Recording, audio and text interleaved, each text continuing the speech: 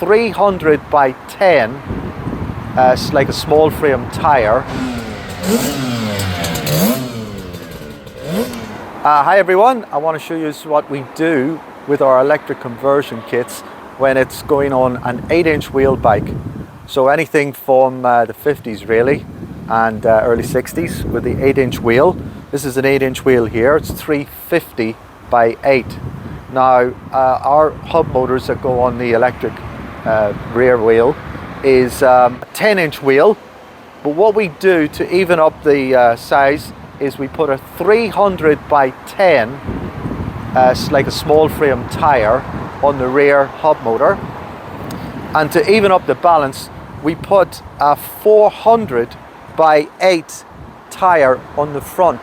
It still fits the front rim of the old 8-inch wheels, but it actually increases the diameter to exactly the same diameter of a 300 by 10 tyre, which is like a Vespa small frame tyre.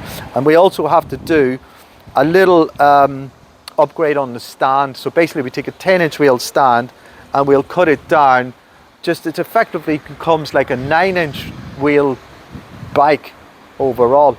Now I also suggest strongly that the front end has a stronger spring and damper, like a 10-inch wheel spring and a really good damper like a Carbone or BGM or SIP or some of them extra strength aftermarket dampers. So this is actually a 350 by 8 tyre, and if you look at it alongside that 400 by 8 tyre, you see the 400 by 8 is a little bit taller.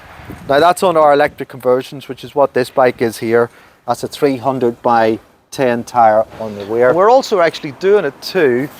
Our 8-inch wheel, a conventional 2-stroke motor. So if you notice, this actually has a this is also a 400 by 8 tyre on the front, and it raises the bike up a little, again change the stand, and the tyre on the rear of this 2-stroke engine is actually 400 by 8 as well. So it just raises the bike up a little and it retains that classic look, and it's a nice way of doing it without actually the old conventional way. We used to people cut the fork and extend the forks to get the 10-inch wheel in, so that's no longer needed, because this like effectively 9-inch setup is really good. It gives you the best of both worlds, and that's it. Thank you.